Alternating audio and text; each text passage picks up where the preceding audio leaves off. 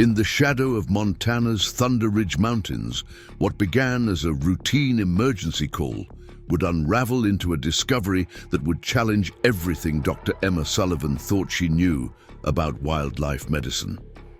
A massive creature, initially presumed dead, arrives at her clinic with wounds that tell a story far more complex than anyone could have imagined.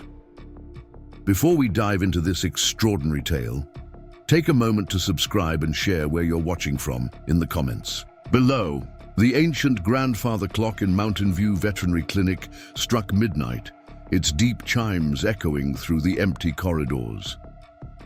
Dr. Emma Sullivan rubbed her tired eyes, the soft glow of her computer screen, the only light in her office. The day's files lay scattered across her desk. Routine vaccinations, a few minor surgeries, and endless paperwork that seemed to multiply whenever she looked away. Through the window, Pine Valley's main street lay silent under a blanket of fresh snow, the kind of peaceful winter night that usually signaled the end of her workday. Chen, her dedicated veterinary assistant, appeared in the doorway, his scrubs still pristine despite the long day. "Just finished sterilizing the instruments, Dr. Sullivan. Need anything else before I head out?" His reliability had been a godsend since he joined the clinic 2 years ago, fresh from vet tech school, with an enthusiasm that hadn't dimmed since. "No, thanks, Mark. Go home and get some rest. These reports can wait until..." The clinic's phone cut through the quiet, its ring unnaturally loud in the silent building. Emma's hand hesitated over the receiver. Late-night calls in Pine Valley usually meant trouble, and trouble meant kissing goodbye to what remained of her evening. Mark paused, car keys jangling in his hand. "Want me to stay?" Emma shook her, head already reaching for the phone. Mountain View Veterinary Dr. Sullivan speaking. "Doc!" The voice on the other end was breathless, urgent. Ben Thompson, one of the local hunters she'd treated for a sprained ankle last summer, found something up near Blackwood Forest. It's big, Doc. Never seen anything like it. Bleeding bad." Emma sat up straighter, already reaching for her emergency notepad. "Can you give me more details, Ben? What kind of animal?" "Thought it was a dog at first, but..." His voice dropped lower, almost a whisper. "It's a wolf, Doc. Massive one. Got some nasty wounds. Metal caught in its leg. Found it near the old mining trail. Barely breathing." Emma's mind raced through protocols, regulations, and the complex web of legal requirements surrounding protected wildlife. "Ben, have you contacted the Forest Service?" "No signal up here except for this spot. Tried Ranger Martinez but couldn't get through. Doc, this animal, it's different. Something's not right. I can bring it to you, got my truck, but..." He hesitated. "It needs help now." Emma glanced at Mark, who had moved closer, concern etched on his face. She took a deep breath, years of training warring with the urgency in Ben's voice.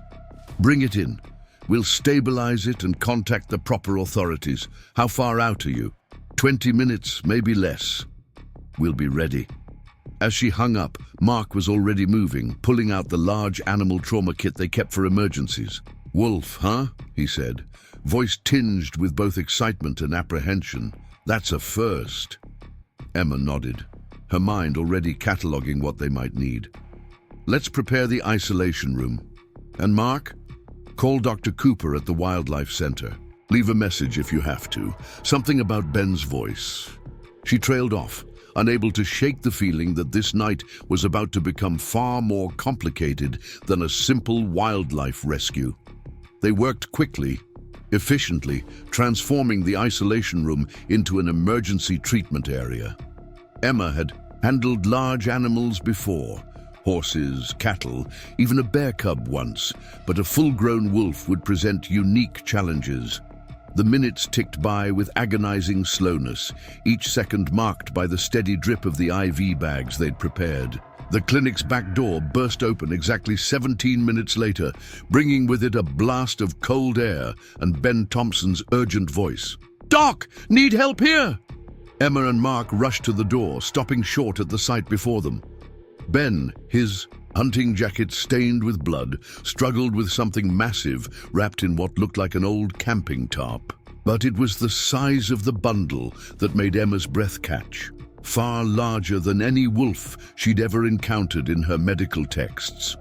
"Bring it straight to isolation," she commanded, falling into the practiced rhythm of emergency care.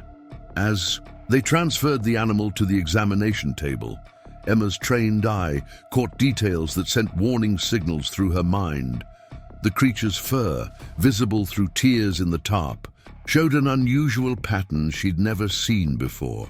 Its paw size exceeded anything in her experience, and even unconscious, its presence filled the room with an ancient, wild energy that made the hair on the back of her neck stand up.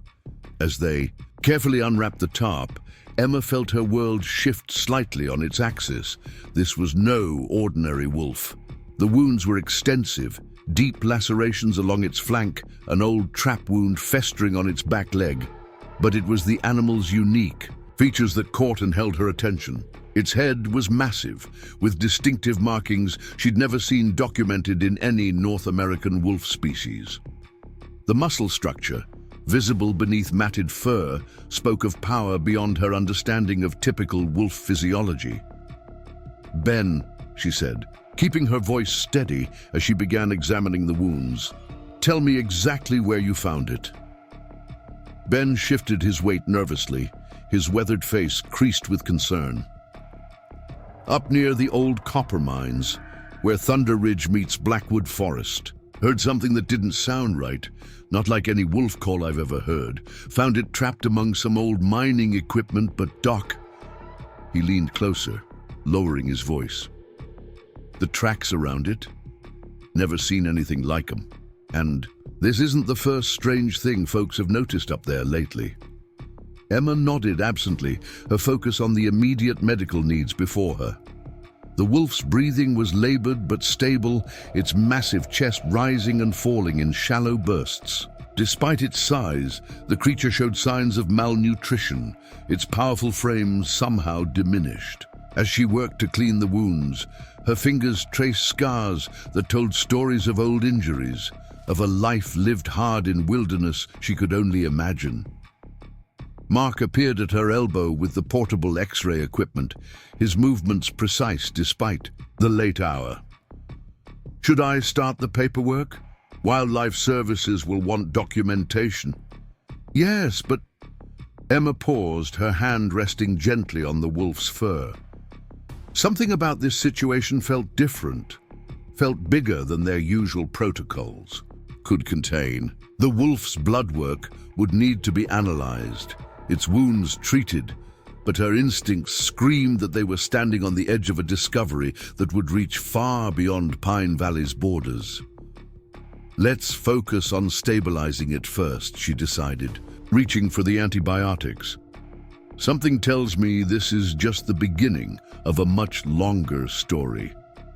Ben lingered by the door, his expression troubled. "Doc, what exactly are we dealing with here?" Emma met his gaze, seeing her own questions reflected in his eyes. "I don't know, Ben, but I intend to find out." As if in response, the wolf's massive form shuddered slightly, and its eyes that seemed to hold an intelligence that shook Emma to her core, flickered briefly open before closing again. In that moment, as snow continued to fall outside, and the grandfather clock struck 1, Dr. Emma Sullivan knew her life was about to change in ways she couldn't yet imagine. If this story has captured your attention, don't forget to hit that subscribe button and click the notification bell to stay updated on what happens next. Join our community and share your thoughts in the comments below. What do you think, Dr. Sullivan has discovered? What secrets might this mysterious wolf reveal? Stay tuned for the next part of this extraordinary journey that will challenge everything we think we know about wildlife in our forests. Dawn crept over Thunder Ridge, painting the snow-covered peaks in shades of rose and gold. Inside Mountain View Veterinary Clinic, Dr. Emma Sullivan hadn't left her post beside the mysterious wolf for more than a few minutes at a time. The massive creature's breathing had stabilized through the night, but its condition remained critical. Chen dozed in a chair nearby, his dedicated presence a silent comfort during the long vigil. Emma's trained hands moved methodically as she changed the dressing on the wolf's wounds, each revelation adding to her growing suspicion that they were dealing with something unprecedented. The animal's muscle structure, now visible beneath, gleaned fur, showed patterns she'd never encountered in her 15 years of veterinary practice. Its bone density, revealed by the overnight X-rays, exceeded anything in her medical records. The wolf's bloodwork results lay scattered across the small table beside her, each page presenting more questions than answers. The cellular structure showed anomalies that defied explanation, prompting her to run the tests 3 times to confirm the findings. She'd already sent samples to Dr. James Cooper at the Wildlife Center, hoping his extensive experience might shed light on the mysteries before her. Mark stirred awake, immediately checking the monitors with practiced efficiency. Any change? Stable, but Emma gestured to the bloodwork results. Look at these markers. Preparing and narrating this story took us a lot of time, so if you are enjoying it, subscribe to our channel. It means a lot to us. Now back to the story. I've never seen anything like them in a canine species. The morning sun had barely cleared the mountains when Ranger Sarah Martinez arrived, her Forest Service uniform dusted with snow from her early morning drive. Her expression turned from professional curiosity to stunned silence as she entered the isolation room. Sweet mother of... Sarah's voice trailed off as she circled the examination table. Emma, this can't be. I know. Emma handed her the preliminary findings. The size alone defies everything we know about North American wolves. The skull structure, the muscle density, the blood work, nothing adds up. Sarah pulled out her tablet, fingers flying over the screen. There have been reports, mostly dismissed as tall tales. Hunters in the high country talking about massive tracks, strange howls that don't match known wolf vocalizations. Last month, a wildlife camera caught something moving through Blackwood Forest at night, but the footage was too grainy for positive identification. The wolf stirred slightly, its massive paw twitching in sleep. Even unconscious, its presence filled the room with an almost tangible energy. Emma found herself speaking softly, as if normal volume might somehow disturb more than just the animal's rest. The wounds tell a story too, she explained, gently lifting the bandage on its flank. See these old scars. They're systematic, almost surgical in their placement. And this mark here, it looks like some kind of identifier, but not like any tracking tag I've ever seen. Sarah leaned closer, her ranger's training evident in her careful observation. Almost looks like a brand, Emma finished. But who would be capable of restraining a creature this size long enough to mark it, and why? The morning progressed with a steady stream of regular patients in the front of the clinic, while Emma and Mark took turns monitoring their unusual guest. By mid-morning, the waiting room buzzed with whispered conversations and speculation. Helen Parker, whose gift shop served as the town's unofficial news hub, had somehow caught wind of the situation. Dr. Sullivan, Helen called out, as Emma passed through with an armful of supplies. Is it true what they're saying about the monster wolf Ben Thompson found? Before Emma could formulate a response that wouldn't violate any protocols, the clinic's front door chimed. Dr. James Cooper strode in, his tall frame still dressed for fieldwork, carrying a heavy equipment case. His presence commanded immediate attention, silencing the waiting room chatter. Emma, he nodded, all business. Got your samples, ran them twice myself before driving out here. We need to talk. In the privacy of her office, James spread out, his own test results alongside Emma's. His usual confident demeanor showed cracks of uncertainty as he explained his findings. The DNA sequencing shows markers we've never documented before. It's wolf, yes, but... He ran a hand through his graying hair. There are anomalies that suggest this might be a subspecies we've never encountered. The genetic structure indicates adaptation to extreme conditions, far beyond what we see in normal wolf populations. Emma's mind raced with implications. Could it be some kind of hybrid, not with any known species? James pulled up satellite maps on his tablet. But look at this, the area where Ben found it. There's a history there. Old copper mines, yes, but also a series of unmarked installations that don't appear on any public records. I've had colleagues mention unusual activity in the region, research facilities that officially don't exist. A knock at the door interrupted them. Mark's face appeared, his expression urgent. Dr. Sullivan, the wolf, it's waking up. They rushed to isolation, finding Sarah already there, her hand on her tranquilizer gun. The wolf's massive form shifted on the table, muscles rippling. Under its thick fur, as its eyes opened, Emma felt her breath catch. The intelligence in that gaze seemed almost human, full of pain, but also something else, recognition. The wolf made no aggressive moves, instead studying each person in turn with an intensity that defied natural behavior. When its eyes met Emma's, she felt a connection that transcended the normal boundaries between human and animal. There was awareness there, understanding that went beyond instinct. Easy now, Emma soothed, moving slowly to check its vitals. The wolf tracked her. Movement but remained calm, its massive head following her with unnatural focus. James, are you seeing this? The cognitive awareness, the response to human presence. James muttered, frantically taking notes. This isn't normal wolf behavior. Even socialized wolves don't show this level of... A commotion from the front of the clinic interrupted him.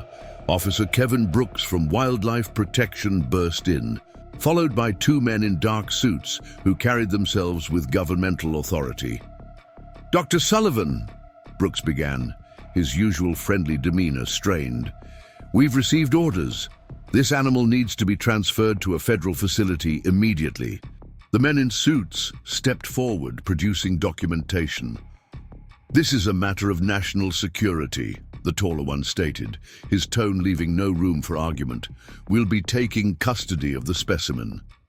Emma felt her professional integrity bristle at the word specimen. This animal is in critical condition. Moving it now could. This isn't a request, Doctor. The second suit cut her off, already pulling out a phone. Our transport team is en route. The wolf's breathing had quickened, its massive chest rising and falling with increasing speed. Emma noticed its eyes darting between the newcomers, showing what could only be described as recognition and fear. Sarah stepped forward, her ranger's authority evident in her stance. I need to see proper documentation for wildlife transport. There are protocols. This supersedes standard protocols. The first suit produced more papers, these bearing federal seals Emma didn't recognize. This animal is part of a classified research program. Its presence here is a security breach. James caught Emma's eye, his expression confirming her growing suspicions. Whatever they had stumbled upon went far beyond a simple injured wolf. The implications of a classified research program involving genetically modified wildlife sent chills down her spine. The wolf suddenly tensed, its massive frame coiling with potential energy. Emma saw the change in its eyes, from intelligence to survival instinct. Before anyone could react, it launched itself from the examination table with impossible strength, tearing through the IV lines and bandages. Chaos erupted in the small room. The suits reached for concealed weapons as Sarah drew her tranquilizer gun. James backed against the wall while Officer Brooks shouted into his radio, but Emma's focus remained on the wolf, seeing pain and desperation in its movements as it backed itself into a corner. "Stop!" she commanded, her voice cutting through the chaos. "Everyone stop! You're making it worse!" The wolf's eyes locked with hers again, and in that moment Emma made a decision that would change everything. She stepped between the animal and the armed men, her hands raised. "This is still my clinic," she stated firmly, "and this is still my patient. Nobody's moving this animal until I'm satisfied it's stable enough for transport." The suits exchanged glances.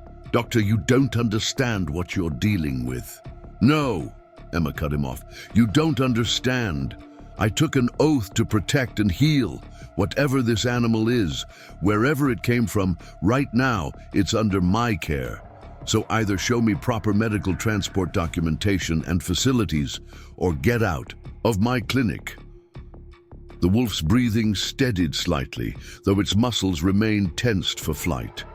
Emma could feel its presence behind her, its massive form radiating heat and wild energy. The suits whispered urgently into their phones, while James quietly took photos of their documentation with his tablet. Sarah's ranger training took over, establishing a perimeter around the situation. Mark appeared with fresh bandages, moving slowly to avoid startling anyone. The morning sun filtered through the window, casting long shadows across the scene as all parties reached an uneasy stalemate. Emma knew this was just the beginning. Whatever secrets this wolf carried, whatever program it had escaped from, she was now irrevocably involved. As she slowly turned to check her patient's torn bandages, those intelligent eyes met hers again. In their depths, she saw not just pain and fear, but something that would haunt her thoughts for days to come: gratitude.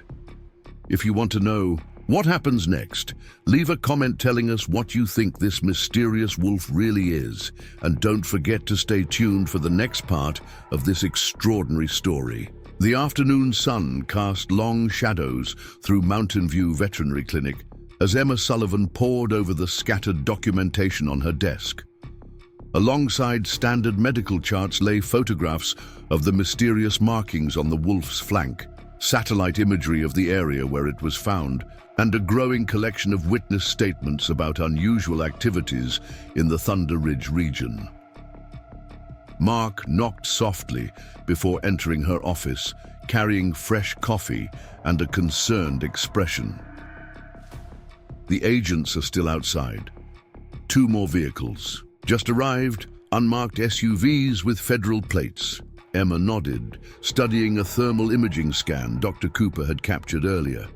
The wolf's body temperature patterns defied normal canine readings, showing clusters of activity that suggested enhanced muscular and neural development.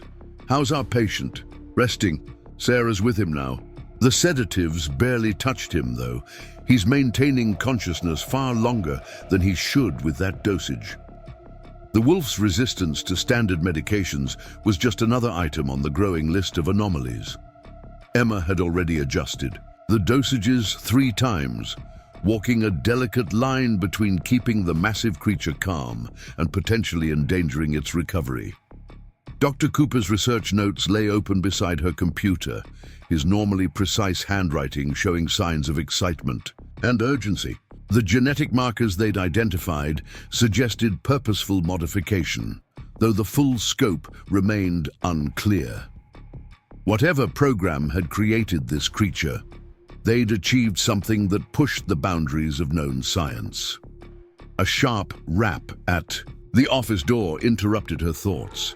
Officer Brooks entered, his face tight with tension. "Emma, we need to talk. The feds are pushing hard for immediate transfer. They're threatening to bring in a military transport team." Emma gestured to the chair across from her desk. "What aren't they telling us, Kevin? I've treated injured wolves before. There's no protocol that justifies this level of federal intervention." Kevin glanced at the closed door before speaking. "I made some calls. Whatever's going on up in Thunder Ridge, it's connected to a classified research facility. Deep government stuff. There are rumors about genetic experiments, attempts to enhance natural species for military applications. The implication sent a chill down Emma's spine. The wolf's unprecedented size, its unusual intelligence, the strange markings, everything pointed to deliberate modification. But the animal's eyes haunted her most, holding awareness that went beyond enhanced instinct. Sarah Martinez burst into the office, her ranger's composure cracking. "Emma, you need to see this. Now." They rushed to the isolation room, where the wolf lay in its reinforced enclosure. The creature had positioned itself upright, its massive form radiating an almost palpable energy. But what caught Emma's breath was its behavior. Using its uninjured paw, the wolf was deliberately tracing patterns in the spilled water on the enclosure floor. "It started about 10 minutes ago," Sarah whispered, her phone recording the unprecedented scene. "At first I thought it was random movement, but look." The patterns weren't random, they were geometric, purposeful. The wolf's claw moved with precision, creating shapes that suggested deliberate communication. Dr. Cooper appeared behind them, his tablet already documenting the behavior. This changes everything, the level of cognitive function required for symbolic representation. The wolf's eyes met Emma's, and she felt that now familiar jolt of connection. There was desperation in that gaze, an urgent need to convey something beyond the barriers of species. Mark stepped closer to the enclosure, his scientific training warring with disbelief. "Those patterns, they almost look like coordinates," Emma finished, her mind racing. "It's trying to show us something." A commotion from the front of the clinic drew their attention. Heavy boots on tile flooring announced the arrival of more federal agents. Emma made a split-second decision, grabbing her tablet to photograph the wolf's drawings before they could be destroyed. The isolation room door burst open. The original suited agents had been joined by others, these wearing tactical gear marked with insignias Emma didn't recognize. Their leader, a stern-faced woman with close-cropped gray hair, stepped forward. "Dr. Sullivan, I'm Director Agnes Wheeler. This facility is now under federal jurisdiction. All civilian personnel are to evacuate immediately."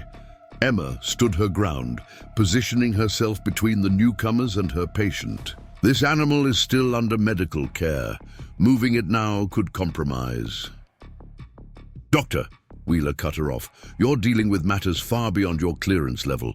This isn't a simple wildlife case. That creature represents years of classified research and millions in government funding." The wolf had gone still, its massive form coiled with tension. Emma noticed its eyes fixed on Wheeler, with what could only be described as recognition and hatred. "Research into what exactly?" Dr. Cooper demanded, his scientific authority evident in his tone. "The genetic markers we've identified suggest extensive modification. You're playing with forces you can't possibly control." Wheeler's expression hardened. "Our work is classified for good reason, Doctor. The applications of enhanced genetic development could revolutionize military operations, search and rescue, border security." "It's sentient," Emma interrupted, her voice carrying the weight of certainty. "Whatever you've created, it's developed consciousness beyond anything you intended. Look at its behavior, its attempts to communicate. Precisely why it needs to be contained," Wheeler stated flatly. "The project has evolved beyond initial parameters. The specimen's cognitive development has exceeded expectations." Sarah stepped forward, her ranger's badge catching the afternoon light. "There are protocols for handling protected species. Even with federal oversight, you can't just..." "This isn't a protected species, Ranger Martinez." Wheeler produced more documentation. "This is government property, and you've all been exposed to classified information that could compromise national security. The wolf suddenly rose, its movement drawing every eye in the room. Despite its injuries, it stood with impossible grace, its massive frame radiating power. But instead of aggression, it displayed something far more unsettling: deliberate, calculated assessment of the situation. Emma felt something brush her hand. Mark had silently passed her a USB drive, his eyes conveying urgent meaning. She understood immediately. He'd backed up their medical findings, the genetic tests, the photographs of the wolf's attempted communication. Wheeler was still talking, outlining the non-disclosure agreements they would be required to sign, when the wolf made its move. With explosive force, it launched itself not at the agents but at the reinforced window. The sound of shattering glass filled the room as the massive creature crashed through, landing in the clinic's enclosed yard. Chaos erupted. Agents drew weapons as Wheeler barked orders into a radio. Sarah moved to block the door, her rangers, authority creating crucial seconds of delay. Dr. Cooper accidentally stumbled into the tactical team, buying more time. Emma acted instinctively, vaulting through the broken window after her patient. The wolf had already crossed half the yard, moving with surprising speed despite its injuries. Their eyes met one final time, and in that moment, Emma saw something that confirmed every suspicion: a flash of gratitude, of recognition, and of goodbye. The wolf cleared the yard's fence in a single bound that defied natural ability, disappearing into the lengthening shadows of late afternoon. Wheeler's team finally burst into the yard, weapons raised, but they were too late. The creature was gone, leaving only scattered medical supplies and shattered glass as evidence of its presence. "Lock down the area," Wheeler commanded. "I want search teams on every access road. Contact the helicopter unit." But Emma's attention was on the ground, where the wolf had paused before its escape. There in the snow, drawn with deliberate precision, was another pattern of symbols. She quickly photographed it before the agents could stop her, knowing it might be crucial to understanding the truth behind this extraordinary creature. Hours later, as federal agents combed through the clinic gathering evidence, Emma sat in her office with her core team. The USB drive Mark had slipped her was now safely hidden, its contents potentially explosive. Dr. Cooper studied the photographs of the wolf's drawings, his expertise finding meaning in the mysterious patterns. "These aren't random," he muttered, comparing them to maps of the Thunder Ridge area. The spacing, the geometric precision, it's a coordinate system, but not like anything I've seen before. And look at these recurring symbols. They're not just pointing to locations, they're telling a story. Sarah leaned forward, her ranger's knowledge of the territory proving invaluable. "That first pattern we saw, it matches a section of Blackwood Forest that's been off limits for years. Supposedly environmental research, but actually a cover for whatever program created our wolf," Emma finished. She looked at the growing darkness outside, wondering where the extraordinary creature was now. Despite its injuries, she sensed it knew exactly where it was going. Its escape hadn't been panic, it had been planned. Mark suddenly straightened in his chair. "The blood work," he said excitedly. "Remember those unusual protein markers? They didn't match any known wolf subspecies because they're not natural evolution. They're engineered for specific environmental conditions." "Like surviving at high altitude," Dr. Cooper nodded, understanding dawning. "The Thunder Ridge peaks, areas so remote and inhospitable that no one would think to look there."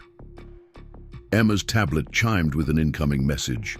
An anonymous email containing a single attachment, satellite imagery of Thunder Ridge showing heat signatures that shouldn't exist at that altitude.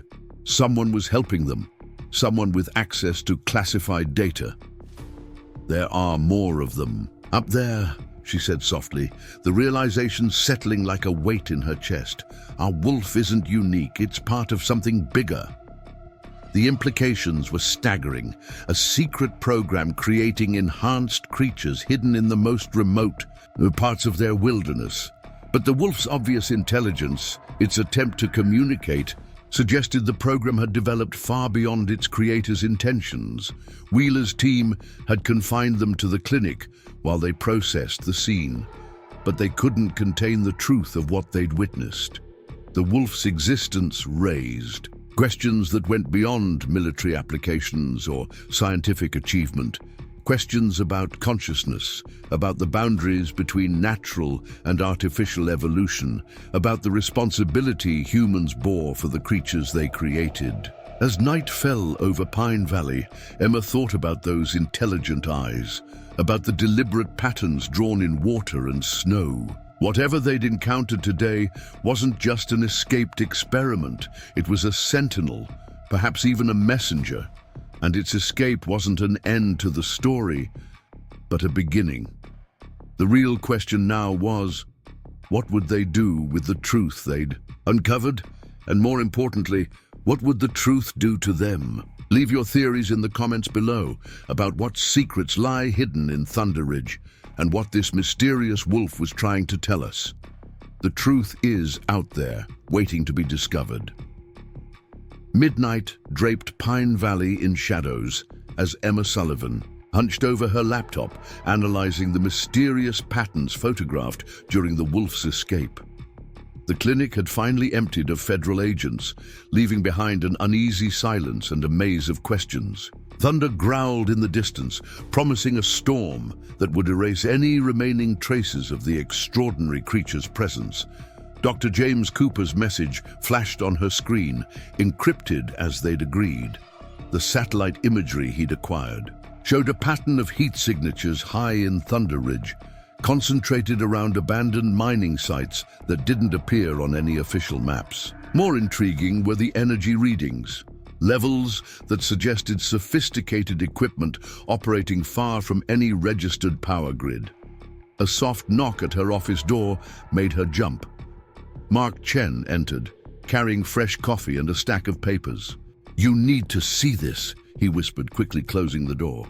"I was reviewing our backup files, and something strange showed up in the thermal imaging scans." Emma leaned forward as Mark spread the images across her desk.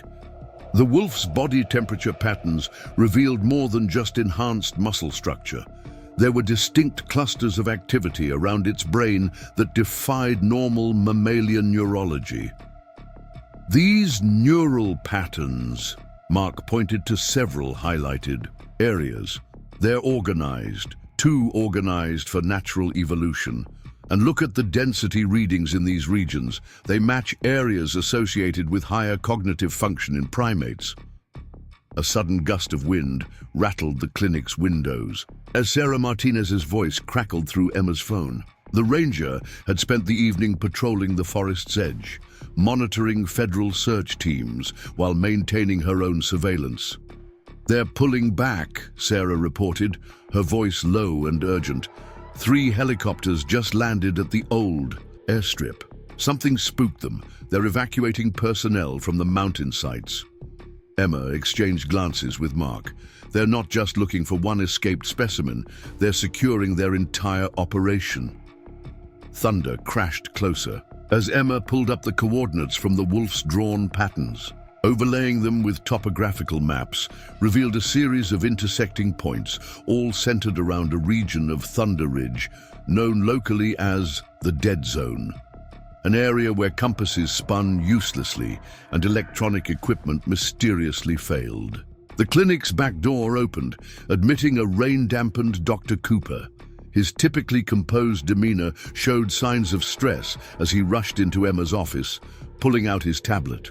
"I've found something," he announced, his voice barely containing his excitement. "Those protein markers in the blood work? They're not just adaptations for high altitude, they're designed to interact with specific electromagnetic frequencies. The research..." Mark leaned closer to the screen. "What kind of frequencies?" "The kind that could explain why no equipment works properly in the Dead Zone.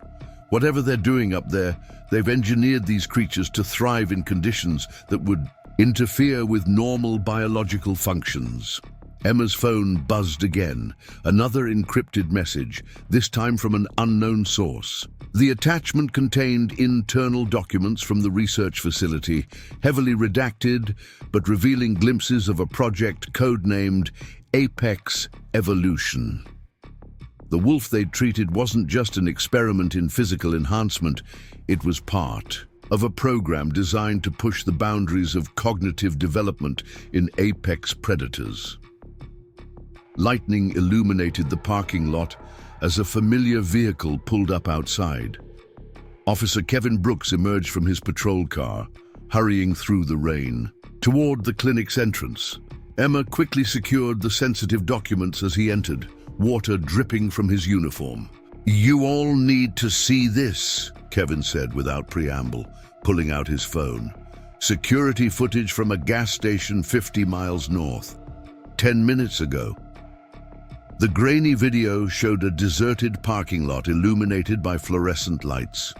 At first, nothing seemed unusual until a shadow moved with impossible grace between the camera's blind spots. The movement was calculated, deliberate. Whatever was avoiding those cameras understood exactly how surveillance systems worked. "There's more," Kevin continued, swiping to another clip. This one showed a brief glimpse of what appeared to be 3 large forms moving in perfect coordination, using terrain and shadows for cover. Their size matched their escaped patient, but their organized movement suggested something far more unsettling than wild animals. "They're not just intelligent," Emma breathed, watching the footage again. "They're tactical." Dr. Cooper nodded grimly. The program didn't just enhance their physical capabilities, they developed problem-solving skills, strategic thinking, maybe even social organization beyond normal pack behavior. The storm intensified outside as they gathered around Emma's desk, piecing together the fragments of an impossible puzzle. The wolf's attempt to communicate, its recognition of human intentions, its coordinated escape. Everything pointed to a level of consciousness that blurred the line between enhanced animal and something entirely new. Sarah's voice crackled. Through the phone again, tension evident in her tone. Movement in the forest, multiple signatures heading up the old mining roads. And Emma, they're moving in formation. Mark pulled up thermal imaging from Forest Service cameras, his hands flying over the keyboard. Through the static and storm interference, they could make out heat signatures moving with purpose through the darkness. The patterns matched perfectly, with the coordinates their escaped patient had drawn. "They're not running," Emma realized, watching the organized movement. "They're mobilizing." Lightning split the sky as Dr. Cooper overlaid the thermal images with topographical maps. The heat signatures were converging on specific points around the dead zone, creating a pattern that mirrored complex military strategies.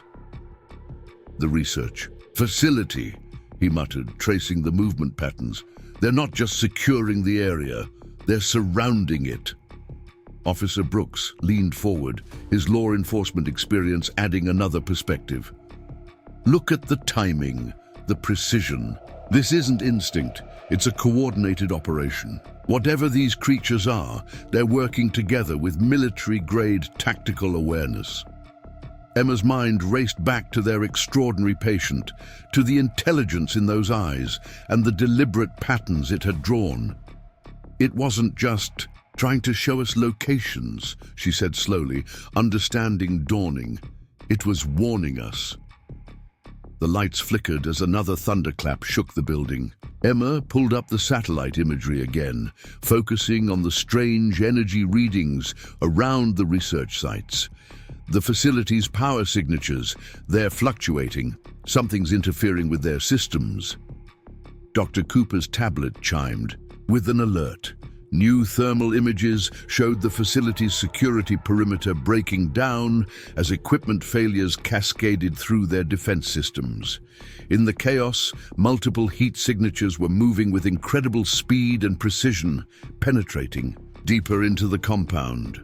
"They're not just enhanced wolves," Mark whispered, watching the coordinated assault unfold. "They're a strike force." Sarah's voice cut through the tension. Federal vehicles mobilizing everywhere. They're calling in military support. Whatever's happening up there, they're treating it as a major security breach. Through the storm's interference, they could hear helicopter rotors and distant sirens. Pine Valley was about to become the epicenter of something unprecedented. A confrontation between human military might and creatures evolved beyond their creators' expectations. Emma stared at the final pattern their patient had drawn, understanding its true meaning at last.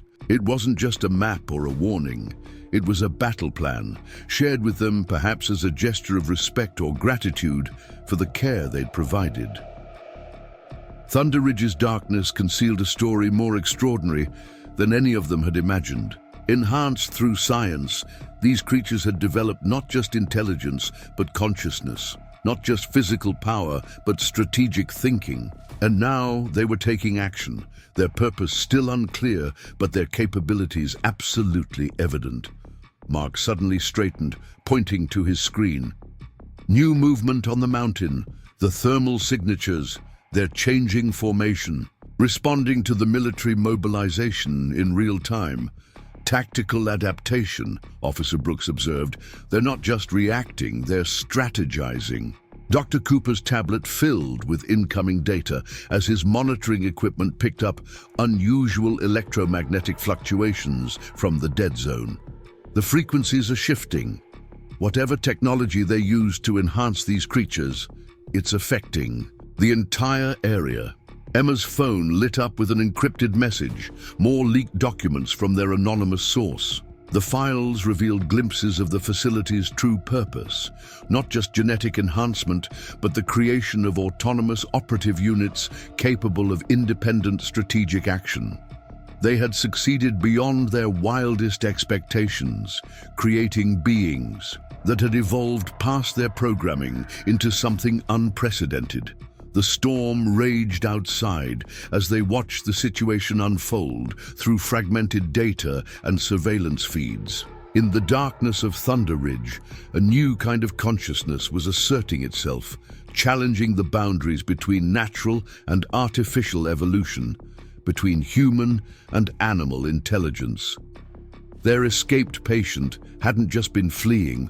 It had been a messenger, an advanced scout preparing the way for something larger. Now, as military forces converged on the mountain and enhanced beings moved with tactical precision through the night, the true scope of what humanity had created was about to be revealed. Emma looked at her assembled team, each face showing the weight of their discovery. They were witnesses to a turning point, a moment when the line between creator and creation blurred, when the consequences of human ambition manifested in ways no one had anticipated. The storm's intensity matched the gravity of their situation as they continued to monitor the unfolding events. In the mountains above Pine Valley, extraordinary creatures moved with purpose through the darkness, their enhanced minds and bodies coordinating with a precision that spoke of something beyond mere animal instinct. Their escaped patient had shown them the truth, had trusted them with knowledge that changed everything. Now, as military helicopters circled through the storm and federal agents scrambled to contain their creation, that truth was about to reshape their world in ways none of them could predict. What mysteries still lurk in the shadows of Thunder Ridge? Share your thoughts in the comments below about what these extraordinary creatures might do next, and stay alert for more updates as this incredible story continues to unfold. The mountain winds howled through Pine Valley as military convoys rolled down Main Street, their headlights cutting through the pre-dawn darkness. Emma Sullivan stood at her clinic window, watching another helicopter sweep low over the town, its searchlight probing shadows. The storm had passed, leaving behind an eerie calm that felt like the breath before a plunge. Dr. Cooper's voice crackled through her encrypted phone line, tension evident even through the static. "Emma, you need to see this, sending new satellite data now." The images loaded on her tablet, showing thermal signatures moving through Thunder Ridge in complex patterns that defied natural behavior. Multiple groups of enhanced creatures had converged on the research facility, their movements displaying military-grade tactical coordination. Mark Chen appeared at her office door, his face pale in the dim light. The federal teams are pulling back from the mountain, all units retreating to a new defensive perimeter. A sharp knock interrupted them. Sarah Martinez entered quickly, still in her ranger gear, carrying a thick folder. Found these in the old ranger station archives, records from when they first built those research facilities up there. Look at the power requirements they filed for. Emma spread the documents across her desk, her medical training noting the implications. The energy needs far exceeded anything required for standard research. Levels that suggested massive computational systems, genetic sequencing arrays, and electromagnetic containment fields. They weren't just modifying existing species, Dr. Cooper said, examining the specs. They were trying to force evolve a new kind of intelligence. The physical enhancements were just the beginning. Thunder Ridge loomed dark against the lightening sky as military helicopters circled its peaks. The dead zone had gone silent. All communications from the research facility ceased. Whatever was happening up there now moved beyond human control. Officer Brooks's cruiser pulled up outside, and he rushed in, carrying printouts of security camera footage from around the valley. Got more sightings. They're not just moving through, they're securing territory, setting up observation points, like they're preparing for something. Emma studied the grainy images, recognizing the tactical precision she'd seen in there. Escaped patient. Each frame showed creatures moving with purpose, using terrain and shadow, with an understanding that went beyond enhanced instinct. The clinic's computers suddenly flickered, screens filling with static before stabilizing. Dr. Cooper's tablet erupted with alerts as new electromagnetic frequencies pulsed from the mountain. "The patterns," he muttered, fingers flying over the screen. "They're changing, evolving. Whatever we created up there, it's adapting faster than anyone anticipated." Sarah's radio crackled with urgent chatter as federal teams reported equipment failures across their defensive line. The enhanced creatures weren't just avoiding military technology.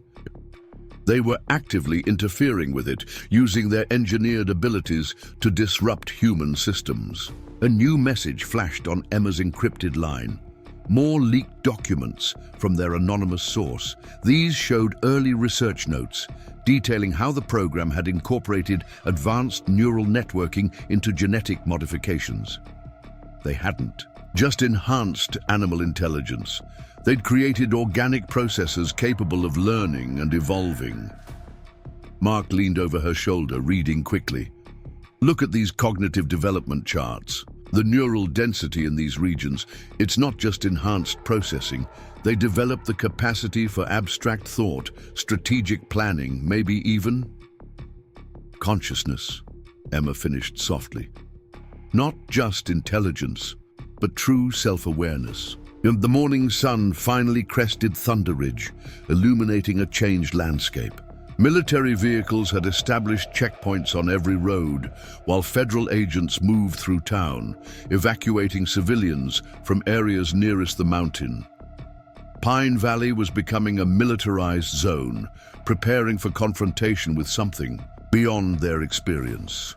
Dr. Cooper's tablet suddenly lit up with new data as his monitoring equipment detected massive energy fluctuations from the dead zone.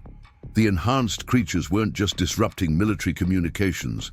They were generating their own electromagnetic fields, creating patterns that suggested coordinated information exchange. They're not just communicating, he realized, studying the readings. They're networking, sharing information and adapting strategies in real time. The neural enhancements we gave them, they're using them in ways we never imagined. Sarah's radio erupted with urgent reports as federal teams detected new movement patterns across the mountain. The creatures were no longer just surrounding the research facility. They were systematically dismantling its security systems, using their enhanced capabilities to penetrate deeper into the compound. Emma's phone chimed with another encrypted message, this one containing security footage from inside the facility itself. The images showed enhanced wolves moving with impossible precision, disabling equipment and accessing computer systems with deliberate purpose. They weren't just escaping, they were extracting information. Officer Brooks studied the footage, his law enforcement experience adding crucial insight. Look at how they're prioritizing targets. They're not just destroying equipment, they're gathering intelligence. This is a coordinated information warfare operation. The implications stunned them all. The program hadn't just created enhanced animals. It had birthed a new form of intelligence capable of understanding and manipulating human technology.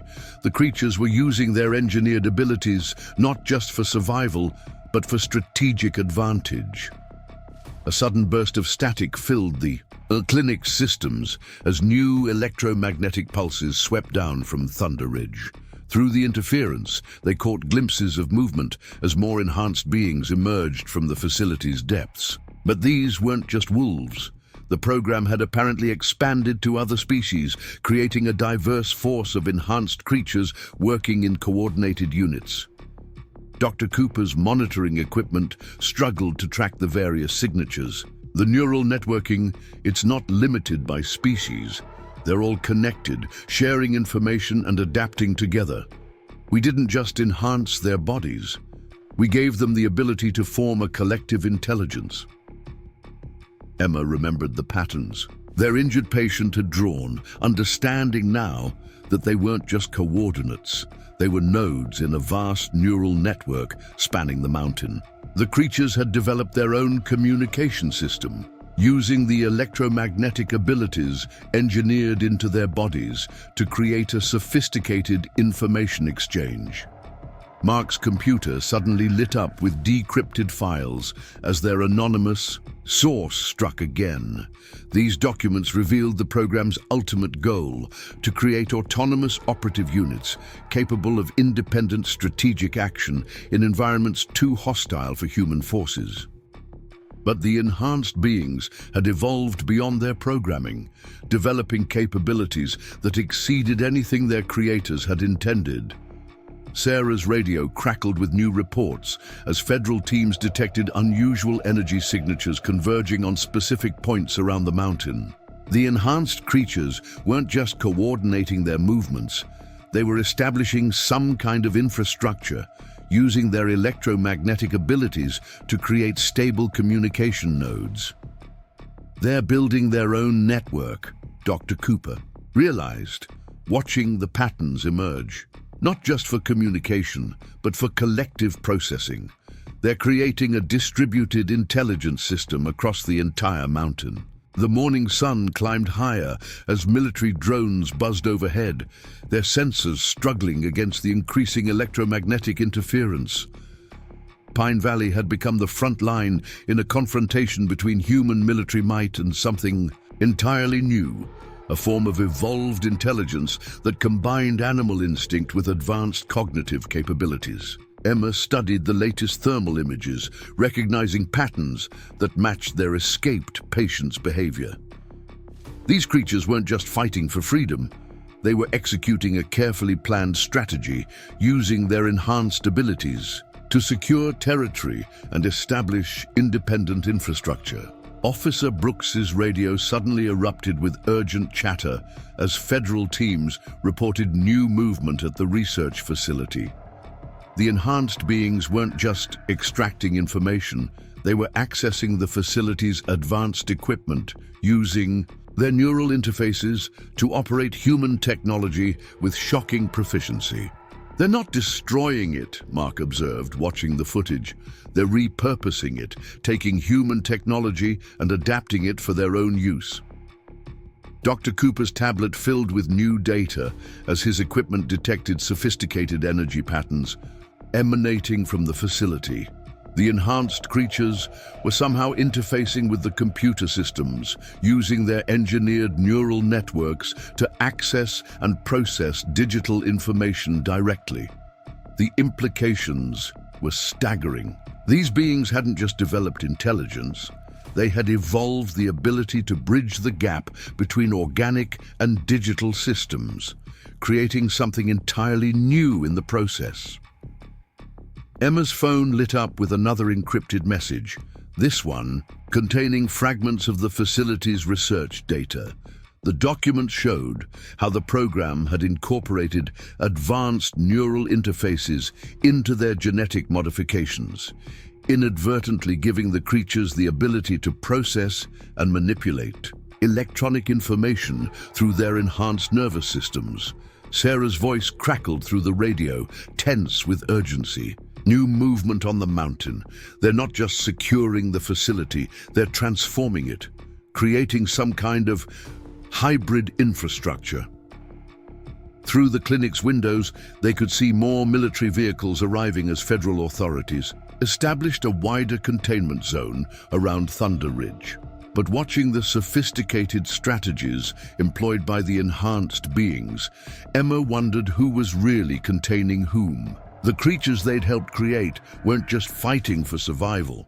They were building something new, something that combined animal instinct, human technology, and evolved intelligence in ways no one had anticipated.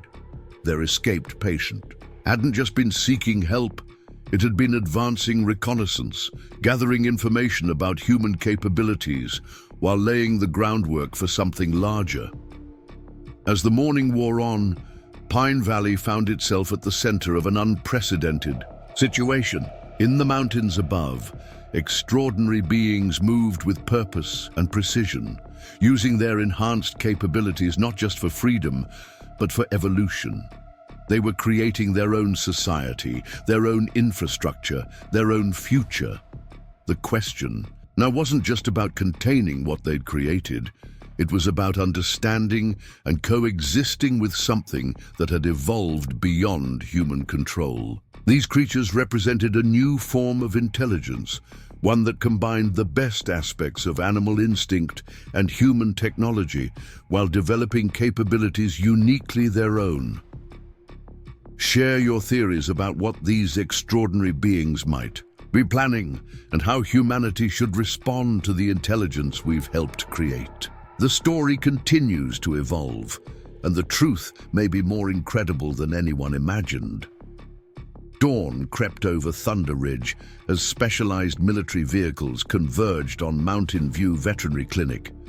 Through the morning mist, Emma Sullivan watched. A team of geneticists unload equipment from unmarked vans, their movements betraying urgency despite their attempted discretion. Dr. Victor Reyes, a renowned expert in evolutionary biology, strode through the clinic doors, his weathered face tight with concentration. Behind him, assistants carried cases of sophisticated DNA sequencing equipment, their lab coats bearing no institutional markings. The genetic markers we're seeing, Reyes explained, spreading complex charts across Emma's desk, they shouldn't be possible. These modifications aren't just enhancements. They're opening doorways we never knew existed in the genome. Mark Chen burst into the office, clutching fresh satellite imagery. The thermal scans showed unusual heat signatures spreading through Blackwood Forest, patterns that defied natural animal movement. They're not just gathering, he reported, pointing to clustered readings. They're organizing in ways that suggest tactical awareness. Through reinforced windows, Emma watched as military units established defensive positions. Around Pine Valley, the morning light caught glints of advanced weaponry, experimental sonic devices and electromagnetic pulse generators designed to counter enhanced biological threats. Sarah Martinez's voice crackled through the secure radio channel, her ranger, expertise lending weight to her observations. Movement in the north sector, multiple signatures, moving in coordinated patterns. These aren't random animal migrations, they're using terrain features for concealment with military precision.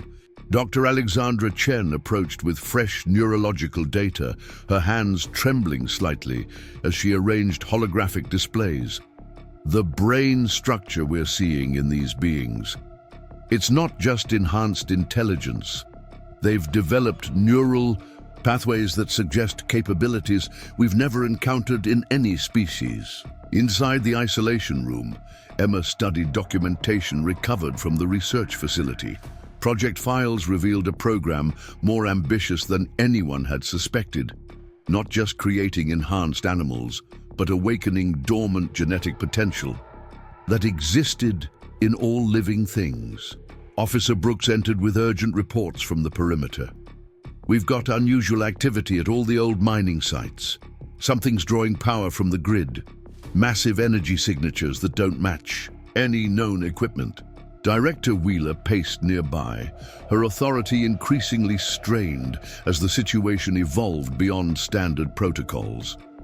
The facility wasn't just conducting research, she admitted reluctantly. We were trying to unlock evolutionary pathways, and they have been dormant since Earth's earliest days. Emma's encrypted phone lit up with messages from their anonymous source. The files contained research notes written in growing excitement and fear as the program's subjects began displaying abilities that exceeded all projected parameters. Through sophisticated surveillance equipment, they tracked movement through the forest. Enhanced wolves moved with impossible grace, their formations suggesting not just tactical thinking, but strategic planning on a level that challenged human military doctrine. Dr. Cooper's monitoring systems detected complex electromagnetic patterns emanating from the gathering creatures. These aren't just communication signals, he realized, studying the data streams. They're creating some kind of unified field, sharing information and consciousness across their entire group. Sarah's voice carried new urgency as she reported. In from her observation post, the forest itself seems to be responding to their presence. Vegetation patterns are changing, adapting to provide better cover. It's like they're manipulating the environment at a fundamental level. Wheeler's scientists worked frantically to understand the implications as more data poured in. The genetic modifications had awakened something unexpected, not just enhanced capabilities, but a connection to evolutionary potential that had laid dormant in Earth's biosphere for millions of years. Mark's computer systems struggled to process the increasing complexity of the enhanced being's behavior. They weren't just coordinating their movements. They were creating sophisticated strategies that adapted in real time to human countermeasures. Through the morning hours, Emma watched the situation evolve beyond anyone's expectations. The enhanced beings weren't just fighting for survival or territory. They were awakening abilities that challenged humanity's understanding of evolution itself. Dr. Chen's neural mapping equipment captured patterns that suggested the development of collective consciousness. These weren't just individual creatures working together. They were forming a unified awareness that spanned their entire group. Thunder Ridge loomed over Pine Valley as military forces continued to arrive. But watching the sophisticated strategies employed by the enhanced beings, Emma wondered if conventional power still held any meaning in this new reality. The creatures they'd helped create weren't just surviving, they were thriving in ways that exceeded all projected outcomes. Their escaped patient hadn't just been seeking help, it had been advancing reconnaissance, gathering information while laying groundwork for something larger. As morning progressed, Pine Valley found itself at the center of an unprecedented situation. In the forests above, extraordinary beings moved with purpose and precision, using their enhanced capabilities to reshape the very nature of their existence.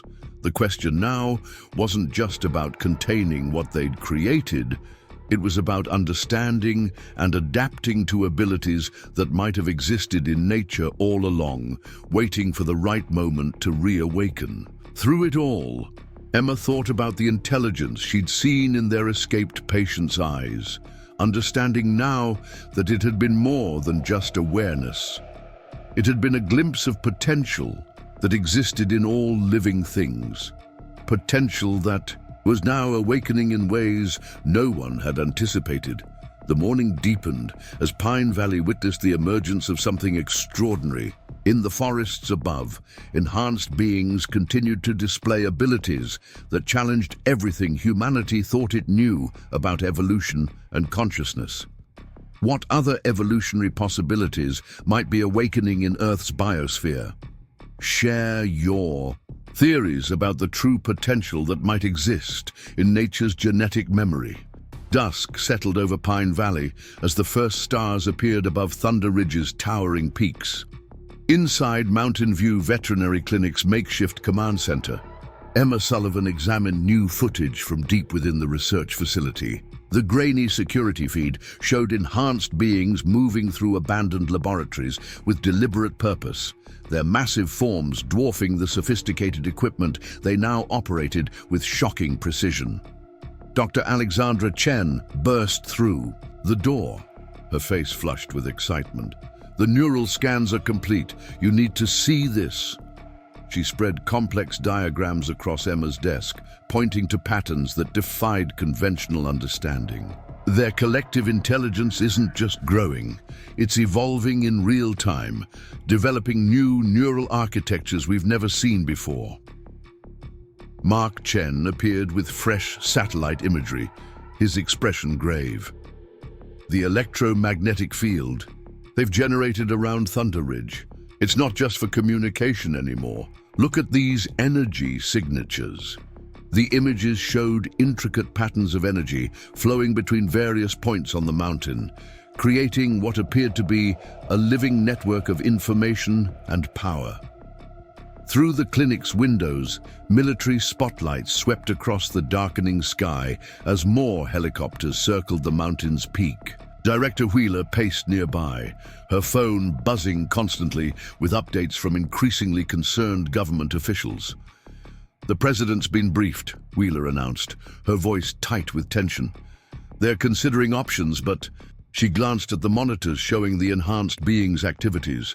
"No one knows how to handle something like this." Sarah Martinez's voice crackled through the radio, her ranger's expertise providing crucial ground-level observations. New structures appearing on the north face. They're using materials from the facility, but combining them with natural elements in ways I've never seen. It's like they're creating some kind of hybrid architecture. Dr. Cooper hunched over his monitoring equipment, studying electromagnetic patterns that grew more complex by the hour. These aren't just random pulses anymore. There's syntax, grammar. They've developed their own digital language, encoding information in ways that combine organic and electronic communication. Officer Brooks entered with urgent news from the military perimeter. They've detected unusual movement patterns. The enhanced beings aren't just securing territory, they're establishing what looks like specialized zones, research areas, training, grounds, maybe even cultural spaces. Emma's encrypted phone lit up with another message from their anonymous source. The attached files revealed more about the program's unintended consequences, how the combination of genetic enhancement and neural modification had created beings capable of exponential learning and adaptation. Through the interference of the mountain's electromagnetic field, they caught glimpses of extraordinary activity. Enhanced wolves worked alongside other modified species, their movements showing both military precision and something else. A kind of fluid grace that spoke of cultural development. "Look at this," Dr. Chen pointed to neural mapping displays. "They're not just sharing information. They're creating shared experiences, memories, maybe even abstract concepts. They've developed a form of consciousness that transcends individual minds." Mark's computer suddenly detected new patterns in the facility's data streams. The enhanced beings weren't just accessing human technology, they were rewriting it, creating hybrid systems that combined organic processing with digital capabilities. In unprecedented ways, Dr. Cooper's equipment picked up sophisticated energy signatures as the creatures established what appeared to be educational centers across their territory. "They're teaching each other," he realized. watching the patterns of information flow. Passing knowledge not just through direct communication, but through their electromagnetic network. Sarah's Forest Service cameras captured images of younger enhanced beings engaging in what could only be described as structured learning activities. Under the guidance of older creatures, they practiced both physical skills and what appeared to be complex problem-solving exercises. Through the clinic's screens, they watched as the enhanced beings transformed Thunder Ridge into something entirely new, not just a stronghold, but a living laboratory where technology and nature merged in ways that challenged human understanding. Wheeler's scientists worked frantically to understand the implications as more data poured in. The creatures had taken the basic tools of genetic modification and neural enhancement and developed capabilities that exceeded anything their human creators had imagined possible. Emma's mind returned to their escaped patient, understanding. Now that it had been more than just a messenger, it had been a pioneer, testing human reactions while gathering crucial intelligence about the world beyond Thunder Ridge. As night deepened over Pine Valley, the enhanced beings continued their extraordinary work. Their electromagnetic network pulsed with increasing sophistication, carrying not just tactical information, but what appeared to be artistic expressions, philosophical concepts, and cultural exchanges. Dr. Chen's neural mapping equipment captured patterns that suggested the development of abstract thinking far beyond what anyone had thought possible. These weren't just enhanced animals. They had evolved into beings capable of contemplating their own existence, their place in the world, and their relationship with their human creators. Through the mountain's electromagnetic interference, they caught fragments of communication that hinted at the creature's true nature. They weren't just fighting for survival or territory. They were building something new, something that combined the best aspects of both organic and technological evolution. Officer Brooks studied tactical displays showing the expanding scope of their activity. They're not just creating defenses, he observed. They're establishing infrastructure for long-term development, schools, research centers, maybe even artistic spaces. Mark's systems detected increasingly complex data streams as the enhanced beings interfaced with human technology in new ways. They weren't just using equipment. They were reimagining its potential, creating hybrid systems that bridge the gap between organic and digital processing. Dr. Cooper's monitoring devices picked up what appeared to be musical patterns in the electromagnetic pulses, rhythmic sequences that suggested cultural expression beyond mere communication. They're not just surviving, he muttered. They're creating art, culture, maybe even spirituality. Sarah's voice carried amazement as she reported new observations from the forest's edge. The enhanced beings had begun creating structures that seemed to serve no purely practical purpose, beautiful combinations of natural and technological elements that could only be described as art. Through the clinic's windows, they watched military forces continue to establish their perimeter, but the enhanced beings had already demonstrated their superiority in this environment. Their electromagnetic network allowed them to monitor and respond to human movements while remaining virtually invisible to conventional surveillance. Emma's encrypted phone brought more revelations as their anonymous source provided deeper insights into the program's history. The original goal had been to create enhanced beings capable of autonomous operation in extreme conditions.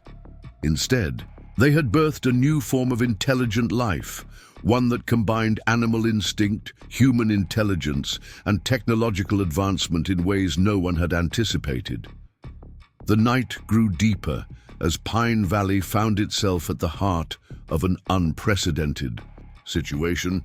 In the mountains above, extraordinary beings continued to build not just a society, but a civilization, one that operated on principles that challenged human understanding of consciousness and evolution. Dr. Chen's equipment captured ever more complex neural patterns as the enhanced being's collective intelligence grew and evolved. They were creating something entirely new, a form of consciousness that transcended traditional boundaries between species and between organic and digital processing. Through it all, Emma thought about the intelligence she'd seen in their escaped patient's eyes, understanding now that it had been more than just awareness. It had been the spark of something new in the world, a form of consciousness that combined the best aspects of multiple species with technological advancement. As midnight approached, the enhanced beings continued their work on Thunder Ridge, their electromagnetic network pulsing with increasing sophistication. They were creating more than just a sanctuary. They were building a future that combined the strengths of both natural and artificial evolution. The implications stunned everyone in the clinic. These creatures weren't just fighting for survival or territory, they were establishing themselves as a new form of intelligent life, one that might bridge the gap between human and animal consciousness while pushing the boundaries of technological integration. Share your thoughts about what this new form of consciousness might mean for the future of intelligence on Earth. How might humanity adapt to the existence of beings that combine animal instinct, human-level intelligence, and technological integration in such extraordinary ways? First light touched Thunder Ridge as military drones circled silently above Pine Valley, their sensors probing the mountain's mysterious electromagnetic field. Inside Mountain View Veterinary Clinic, Emma Sullivan examined holographic projections showing the enhanced being's expanding territory. Each display revealed another layer of sophistication in their rapidly evolving society. General Marcus Richardson strode into the command center, his decorated uniform at odds with the rural clinic's modest surroundings. Behind him, a team of military scientists carried advanced monitoring equipment, their faces showing both excitement and apprehension. "The Joint Chiefs want answers," Richardson announced, his weathered face creased with concern. "These beings, we need to understand their capabilities, their intentions. Are we dealing with a threat or an opportunity?" Dr. Alexandra Chen approached with fresh neural mapping data, her hands trembling slightly as she spread the displays across the conference table. "Their cognitive development is unprecedented. The neural architecture we're detecting suggests they've developed forms of thought we can barely comprehend." Through the clinic's reinforced windows, massive military transport vehicles rolled down Main Street, their cargo holds containing equipment designed to counter electromagnetic interference. But the enhanced beings had already demonstrated their ability to adapt and evolve faster than human technology could respond. Mark Chen burst through the door, his face flushed with urgency. "New activity on the mountain. They're not just building, they're terraforming, modifying the environment itself to enhance their capabilities while maintaining ecological balance." Satellite imagery showed extraordinary changes across Thunder Ridge. The enhanced beings had created specialized zones that blended seamlessly with the natural landscape, research centers housed in living structures, training grounds that utilized the mountain's natural features, and what appeared to be cultural spaces designed for purposes they could only guess at. Dr. Cooper's monitoring equipment detected increasingly complex patterns in the electromagnetic field surrounding the mountain. These aren't just communication signals anymore. They're creating some kind of shared consciousness space, a network that allows them to process information collectively while maintaining individual awareness. Sarah Martinez's voice crackled through secure channels as she reported from observation posts near the forest's edge. Something's different about their movement patterns. They're not just coordinating tactically, they're performing what looks like ceremonial behaviors, cultural rituals we've never seen before. Officer Brooks studied tactical displays showing the creature's sophisticated defensive network. "Look at how they've positioned these electromagnetic nodes. They're not just protecting territory, they're creating layers of security that adapt and respond to our surveillance attempts in real time. Emma's encrypted phone lit up with urgent messages from their anonymous source. The files revealed more about the program's evolution, how the combination of genetic enhancement and neural modification had created beings capable of not just learning, but of reimagining the very nature of intelligence. Through the mountain's electromagnetic interference, they caught glimpses of extraordinary activities. Enhanced wolves worked alongside other modified species, their movements showing not just military precision, but artistic grace. They were creating something that transcended mere survival or territory. They were building a civilization that combined the best aspects of nature and technology. Dr. Chen's neural mapping equipment captured patterns that suggested the development of entirely new forms of thought. They're not just processing information, she explained, pointing to complex neural networks displayed on her screens. They're creating new ways of understanding reality itself. The morning sun climbed higher as Pine Valley found itself at the center of a situation that challenged everything they thought they knew about consciousness and evolution. In the mountains above, extraordinary beings continued to build not just a society, but a future that might reshape the relationship between organic and technological development. General Richardson paced the command center, his military experience providing little guidance for this unprecedented scenario. "The president wants options," he announced. "But how do you develop strategy for something that evolves faster than you can plan?" Through it all, Emma thought about the intelligence she'd seen in their escaped patient's eyes, understanding now that it had been more than just awareness. It had been the spark of something new in the world, a form of consciousness that combined the best aspects of multiple species with technological advancement. As the sun rose fully above Thunder Ridge, casting long shadows across Pine Valley, the enhanced beings continued their extraordinary work. Their electromagnetic network pulsed with increasing sophistication, carrying not just tactical information, but what appeared to be artistic expressions, philosophical concepts, and cultural exchanges. What does the emergence of this new form of intelligence mean for humanity's future? Share your thoughts about how we might adapt to a world where consciousness evolves beyond traditional boundaries.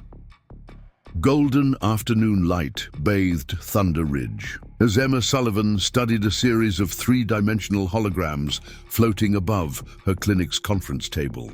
The projections showed the enhanced being's latest architectural achievements, living structures that seamlessly merged biological tissue with advanced technology, creating spaces that seemed to breathe and think. Ambassador Diana Reeves swept into the command center, her diplomatic credentials granting her immediate authority. Behind her, representatives from the United Nations Scientific Council carried sophisticated analysis equipment, their expressions a mix of wonder and concern. As they examined the data streaming from the mountain, "The international community is watching," Reeves announced, her voice carrying years of diplomatic experience. "What's happening here could redefine our understanding of intelligence, of consciousness itself. We need to establish communication, protocols." Dr. Chen approached with fresh neural scans, her eyes bright with scientific excitement. Their language isn't just electromagnetic pulses anymore. They're creating multidimensional information structures, concepts that exist simultaneously in physical, digital, and cognitive space. The mountain's electromagnetic field pulsed with increasing complexity as the enhanced beings continued their extraordinary work.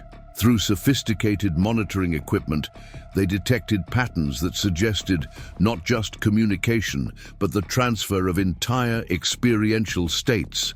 Memories, emotions, and abstract concepts shared instantly across their neural network. Sarah Martinez radioed in from her observation post near the forest's edge, her voice filled with amazement. new structures appearing in the northern sector. They're not just building with technology anymore. They're growing architecture from living tissue, creating spaces that adapt and respond to their needs.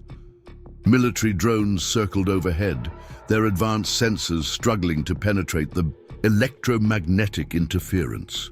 General Richardson stood at the window, watching his forces establish new defensive positions while knowing their technology might already be obsolete against these rapidly evolving beings. Dr. Cooper's monitoring.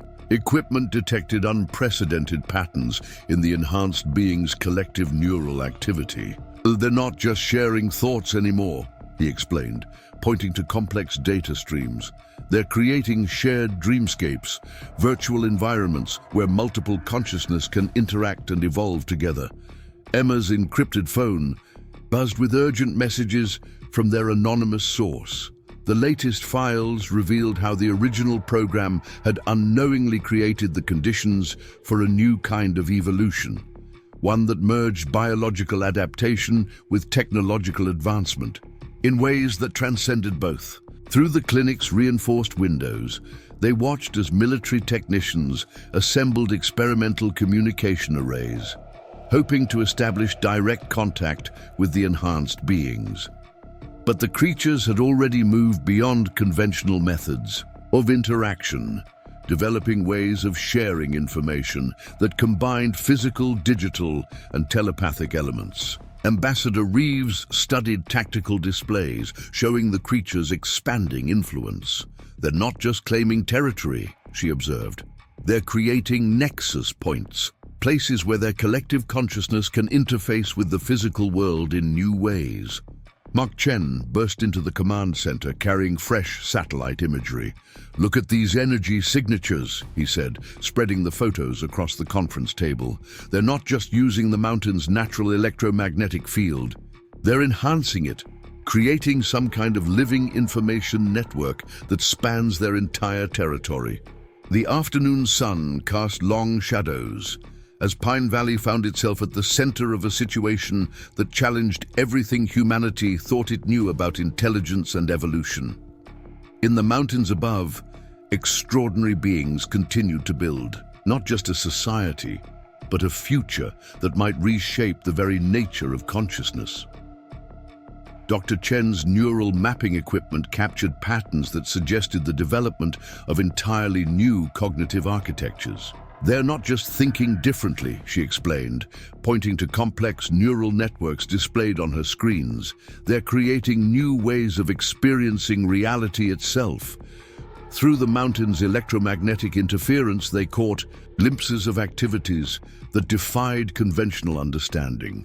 Enhanced wolves worked alongside other modified species, their movements showing not just coordination, but a kind of shared awareness that transcended individual consciousness. General Richardson paced the command center, his military experience providing little guidance for this unprecedented scenario. "The Joint Chiefs want containment options," he announced. "But how do you contain something that evolves faster than you can plan? Share your theories about how humanity might adapt to the existence of beings that have transcended traditional boundaries between nature and technology. What role should we play in this new chapter of evolution?" The crimson sunset painted Thunder Ridge in shades of fire as Emma Sullivan entered a secure chamber deep within the transformed Mountain View Veterinary Clinic. United Nations technicians had converted her examination room into an experimental communication center, filling it with equipment designed to interpret the enhanced being's complex electromagnetic language. Professor Maya Lakshmi, the world's leading expert in xenolinguistics, adjusted delicate sensors while muttering calculations under her breath. Her arrival from Oxford had sparked fresh hope for establishing meaningful dialogue with the extraordinary creatures that now controlled the mountain. "Their language exists in 4 dimensions," Maya explained, manipulating holographic representations. of electromagnetic patterns. They communicate not just words or concepts, but entire matrices of experience, past, present, potential futures, all transmitted simultaneously. Through reinforced windows, they watched military vehicles move, aside as a massive research platform rolled into position. The UN had deployed prototype quantum processors, hoping their advanced computing power might help decode the increasingly sophisticated signals emanating from Thunder Ridge. Dr. Chen burst through the door, her face flushed with excitement. The neural patterns. They're not random fluctuations. Look at this structure. She projected a complex three-dimensional model showing how the enhanced beings organized their thoughts. It's a new form of consciousness architecture. Ambassador Reeves studied the displays with growing concern. The Security Council is divided, she announced quietly. Some nations see this as a threat to human dominance. Others recognize it as an opportunity for unprecedented advancement. We need breakthrough in communication before someone makes an irreversible decision. Sarah Martinez's voice crackled through secure channels, reporting from her observation post near the boundary of the enhanced being's territory. Movement at the perimeter, they're creating some kind of interface points, organic structures that pulse with electromagnetic energy. Mark Chen analyzed data streams from these new formations, his expertise in biological computing proving crucial. These aren't just communication nodes, he realized. They're translation matrices, living computers designed to bridge the gap between their consciousness and ours. The mountain's electromagnetic field shifted, creating patterns that Professor Lakshmi's equipment struggled to interpret. There's a structure to these emissions, she muttered, adjusting her instruments. Not just language, they're transmitting complete experiential states, sharing entire lifetimes of knowledge in microseconds. Dr. Cooper's monitoring systems detected unusual energy signatures as the enhanced beings established what appeared to be dedicated communication zones. They're not just trying to talk to us, he observed. They're creating spaces where different forms of consciousness can potentially interface. Through sophisticated surveillance equipment, they watch the creatures transform sections of their territory into something unprecedented. Living laboratories where technology and biology merged in ways that challenged human understanding of both. General Richardson paced the command center, his military authority uncomfortably constrained by diplomatic necessity. The Pentagon wants options, he stated grimly, but how do you develop strategy against beings that can rewrite their own genetic code faster than we can update our tactical systems? Emma's encrypted phone lit up with urgent messages from their mysterious source. The files revealed shocking details about the program's true origins, how it had drawn inspiration from ancient legends of shapeshifters and spirit animals seeking to unlock the evolutionary potential hidden in animal consciousness. Professor Lakshmi's equipment suddenly registered a massive spike in electromagnetic activity. The enhanced beings had begun transmitting new patterns, more complex and structured than anything previously detected. Through sophisticated visualization systems, these signals resolved into extraordinary forms, three-dimensional representations of concepts that existed simultaneously in physical and mental space.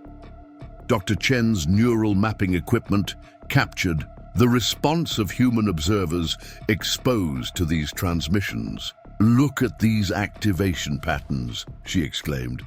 "Their communications aren't just carrying information, they're triggering evolutionary responses in human consciousness." Ambassador Reeves studied the data with growing amazement. "They're not just trying to talk to us," she realized. "They're trying to teach us how to evolve our own cognitive capabilities." Mark systems detected new energy signatures as the enhanced beings established what appeared to be educational interfaces across their territory. These weren't just communication points. They were gateways designed to help human minds adapt to new forms of consciousness. Sarah's voice carried barely contained excitement as she reported from the field. The structures they're creating, they're not just for their own use. They're building spaces where different species can learn to share consciousness, to experience reality through each other's perception. Through the mountain's electromagnetic interference, they caught glimpses of extraordinary activities. Enhanced beings moved through their territory with purpose, creating living architecture that seemed designed specifically for interspecies communication and consciousness expansion. Dr. Cooper's monitoring equipment picked up what appeared to be invitation patterns in the electromagnetic pulses, rhythmic sequences that suggested the creatures were actively trying to establish meaningful contact. Professor Lakshmi worked frantically to interpret these new signals, her expertise in unconventional communication proving invaluable. They're not just sending messages, she explained. They're creating a new framework for understanding consciousness itself. As night fell over Pine Valley, the enhanced beings continued their extraordinary work. Their electromagnetic network, pulsed with increasing sophistication, carrying not just information, but opportunities for unprecedented advancement in human consciousness. The implications stunned everyone in the command center. These creatures weren't just establishing their own civilization. They were offering humanity a chance to participate in a new stage of evolution, one that transcended traditional boundaries, between species and between organic and technological development. Through it all, Emma thought about the intelligence she'd first seen in their escaped patient's eyes, understanding now that it had been more than just awareness. It had been an invitation to something larger, a future where different forms of consciousness could learn from and enhance each other. The night deepened as Pine Valley found itself at the heart of a potential evolutionary leap. In the mountains above, extraordinary beings continued to build not just their own society, but bridges to a future where consciousness itself might evolve beyond current limitations. What possibilities await as humanity learns to communicate with these extraordinary beings? Share your thoughts about how this unprecedented opportunity for interspecies consciousness sharing might reshape our understanding of intelligence and evolution. The first rays of dawn illuminated strange formations across Thunder Ridge, crystalline structures that pulsed with living light, merging technology and biology in ways that defied conventional science. In Mountain View Veterinary Clinic's transformed command center, Emma Sullivan studied holographic models of these new growths, while quantum computers processed streams of electromagnetic data. Professor Maya Lakshmi burst through the door, her eyes wide with revelation. The crystalline matrices. They're not just communication nodes, they're consciousness accelerators, designed to help organic minds process information at quantum speeds. Through reinforced windows, they watched as specialized UN teams positioned new sensing equipment around Pine Valley. The devices combined advanced physics with biological computing, attempting to bridge the growing gap between human technology and the enhanced being's capabilities. Dr. Alexandra Chen approached with fresh neural scans, her hands trembling with excitement. These patterns we're detecting, they're not just showing enhanced cognitive function, they suggest the development of entirely new sensory capabilities, ways of perceiving reality beyond our current understanding. Ambassador Reeves consulted encrypted messages on her secure tablet, her diplomatic experience stretched by unprecedented challenges. The Security Council is convening an emergency session. The enhanced beings aren't just advancing technologically, they're developing abilities that could fundamentally alter the balance of power on Earth. Sarah Martinez's voice crackled through secure channels, reporting from her observation post near a newly formed crystal cluster. The structures are changing, adapting in real time, It's like they're learning from our attempts to study them, evolving to facilitate better understanding between species. Chen analyzed data streams from these living crystals, his expertise in biological computing revealing stunning implications. They're not just storing information, he explained, pointing to complex energy patterns. They're creating templates for consciousness expansion, frameworks that could help other species accelerate their own evolution. Dr. Cooper's monitoring systems detected extraordinary energy signatures emanating from the mountain's peak.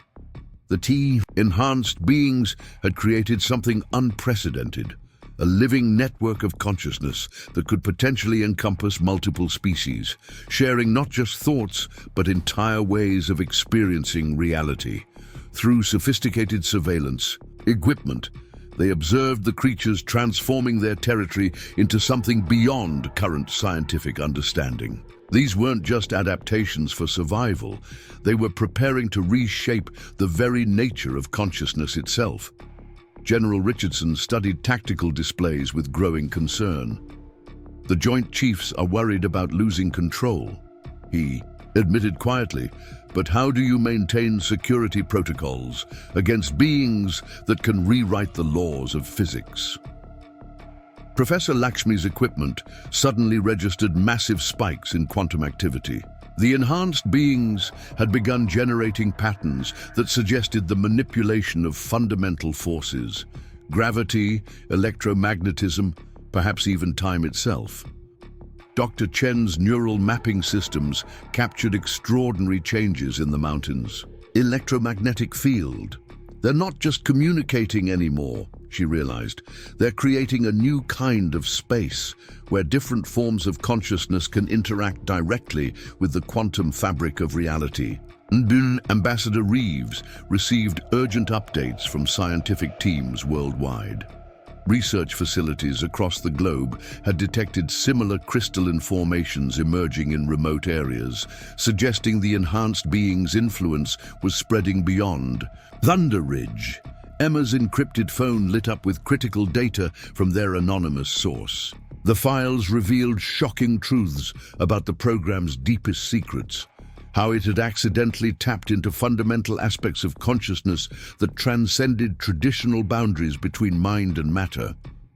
Mark's systems detected new energy signatures as the enhanced beings established what appeared to be temporal observation points across their territory. These weren't just for monitoring present activities. They seemed designed to perceive multiple time streams simultaneously. Sarah's voice carried barely contained awe as she reported from the field. The crystal structures, they're not just growing. They're creating some kind of network that connects different points in space-time. It's like they're building a bridge between different levels of reality. Through the mountain's quantum interference patterns, they caught glimpses of extraordinary possibilities. The enhanced beings weren't just evolving technologically or biologically. They were developing ways to transcend the traditional limitations of physical existence. Dr. Cooper's monitoring equipment picked up what appeared to be invitation patterns in the quantum pulses, rhythmic sequences that suggested the creatures were offering to share their insights into the fundamental nature of consciousness and reality.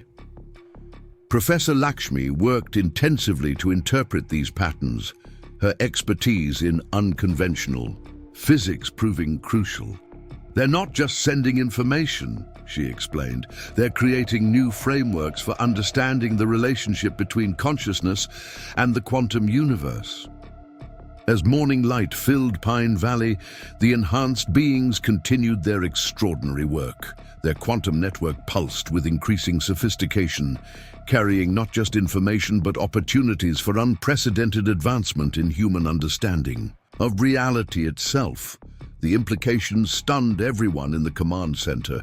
These creatures weren't just establishing their own civilization, they were offering humanity a chance to participate in a new stage of cosmic evolution, one that transcended traditional boundaries between mind and matter. Through it all, Emma thought about the intelligence she'd first seen in their escaped patient's eyes, understanding now that it had been more than just awareness. It had been a glimpse into a future where consciousness itself might evolve beyond the current limitations, where different species could learn to perceive and shape reality in entirely new ways. The morning deepened as Pine Valley found itself at the heart of a potential cosmic leap. In the mountains above, extraordinary beings continued to build not just their own society, but bridges to a future where consciousness itself might transcend the boundaries of space and time. What mysteries of consciousness and reality await as humanity learns to perceive through these new frameworks? Share your thoughts about how this unprecedented opportunity might reshape our understanding of existence itself. Midnight cast Thunder Ridge in ethereal light as quantum crystals pulsed. With living energy, their resonance painting strange auroras across the sky. Inside Mountain View Veterinary Clinic's Advanced Command Center, Emma Sullivan studied three-dimensional projections of space-time distortions forming around the enhanced being's territory. Dr. Quantum physicist Raj Patel rushed into the room, his eyes bright with revelation behind holographic displays. The crystalline formations aren't just manipulating consciousness, they're creating stable quantum tunnels between different layers of reality. The enhanced beings have learned to traverse dimensional boundaries. Ambassador Reeves received urgent communications from observatories worldwide. Similar quantum anomalies had begun appearing at ancient sites across the globe, places where legends spoke of boundaries between worlds growing thin. The UN Security Council is in permanent session, she announced, her diplomatic composure strained. These developments go beyond national security. The enhanced beings appear to be accessing fundamental aspects of reality we barely understand. Through reinforced windows, they watch specialized teams deploy quantum resonance detectors around Pine Valley. The devices combined cutting-edge physics with biological sensors, attempting to map the growing network of interdimensional pathways. Dr. Chen approached with fresh neural imaging data, her hands steadied by scientific fascination. The enhanced beings' brains aren't just processing information faster. They're developing new structures that allow direct perception of quantum states. They're evolving the ability to see reality as it truly exists.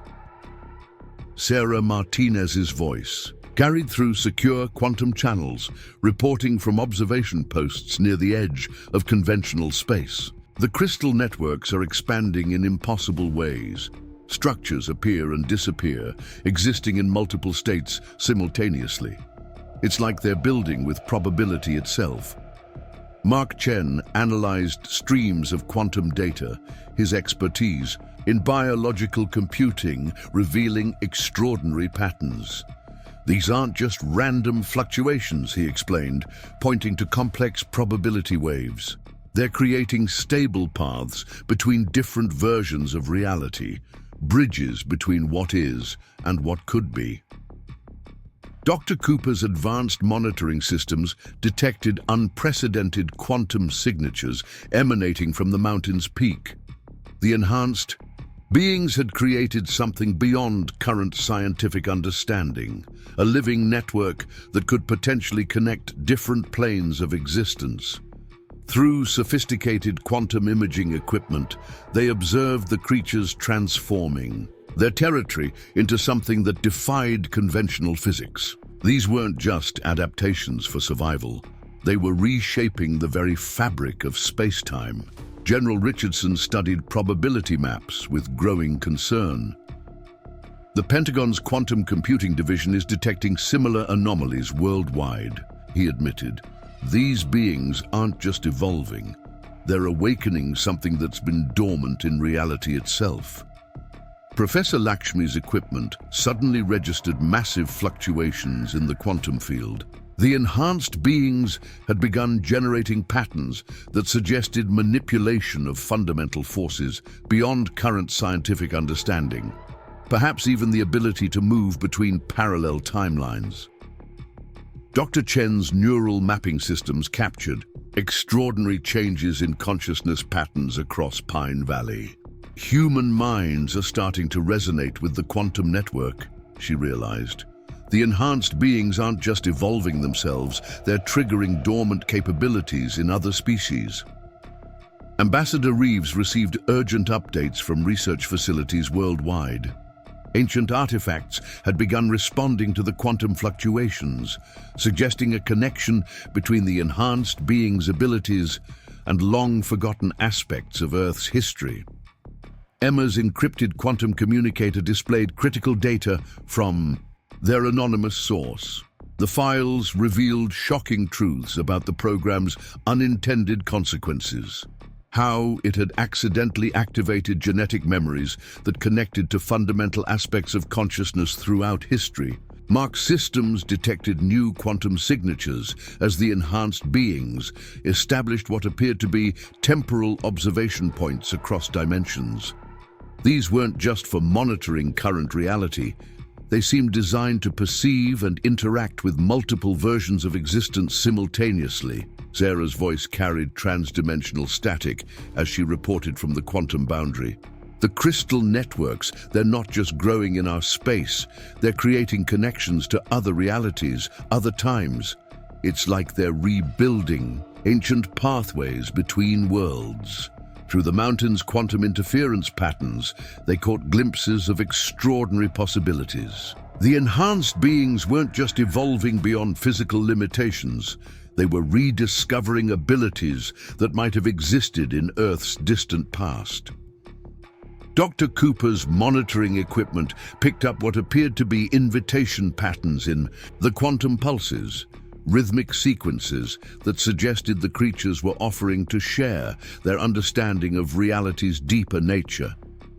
Professor Lakshmi worked intensively to interpret these patterns, her expertise in quantum physics proving crucial. They're not just manipulating space-time, she explained. They're showing us how consciousness itself might have originally shaped reality. As the quantum aurora danced above Pine Valley, the enhanced beings continued their extraordinary work. Their multidimensional network pulsed with increasing sophistication, carrying not just information, but opportunities for unprecedented advancement in understanding the true nature of existence. The implications stunned everyone in the command center. These creatures weren't just establishing their own civilization, they were offering humanity a chance to rediscover abilities that might have been lost to time, to participate in a new stage of cosmic evolution that transcended current understanding of reality itself. Through it all, Emma thought about the intelligence she'd first seen in their escaped patient's eyes, understanding now that it had been more than just awareness.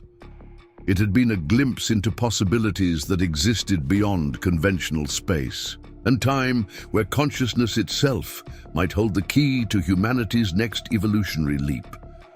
The night deepened as Pine Valley found itself at the heart of a cosmic awakening. In the mountains above, extraordinary beings continued to build not just their own society, but bridges to aspects of reality that challenged everything humanity thought it knew about existence. What ancient abilities might humanity rediscover? Through this quantum awakening, share your thoughts about how these revelations might reshape our understanding of consciousness and reality itself. Dawn painted Thunder Ridge in impossible colors as quantum crystals resonated with cosmic energy, their harmonics visible as rippling waves through space-time. Inside Mountain View Veterinary Clinic's transformed command center, Emma Sullivan watched as reality itself seemed to shift and flow around the enhanced being's territory. Dr. Ilara Sage, a leading expert in quantum archaeology, burst through the dimensional barriers of conventional space. Her arrival heralded by cascading waves of probability. The ancient sites are awakening, she announced, her voice carrying echoes of other timelines. What these beings have rediscovered, it connects to something fundamental in Earth's history. Through quantum-reinforced windows, They watched as the enhanced being's crystal network expanded beyond traditional dimensions. Each new formation sang with frequencies that resonated through layers of reality, awakening dormant potentials in all living things they touched. Mark Chen's quantum processors detected unprecedented patterns in the fabric of space-time. "These aren't just random fluctuations," he explained, gesturing to holographic displays showing probability waves collapsing into new forms of order. "They're reconstructing something, patterns that existed before our current understanding of reality crystallized." Ambassador Reeves received urgent communications from sacred sites worldwide. Ancient monuments had begun pulsing with quantum energy, their long-dormant crystals resonating with the enhanced being's network. Each activation revealed new layers of forgotten knowledge, suggesting a connection to Earth's deeper history.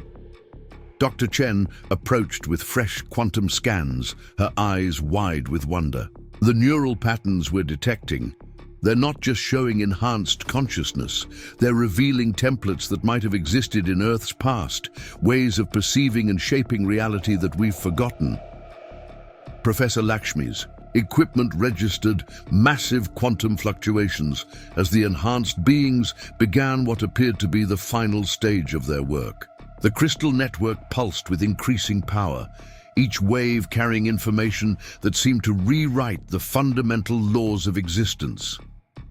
Through it all, Emma remembered the intelligence she'd first seen in their escaped patient's eyes. That spark of awareness had been more than just enhanced consciousness. It had been a connection to something vast and ancient, a way of being that transcended current limitations of form and thought. The morning deepened as Pine Valley witnessed the culmination of an extraordinary journey. In the mountains above, enhanced beings continued their work of awakening ancient possibilities, building bridges between what was and what could be again. Up next, 2 more incredible stories await your discovery.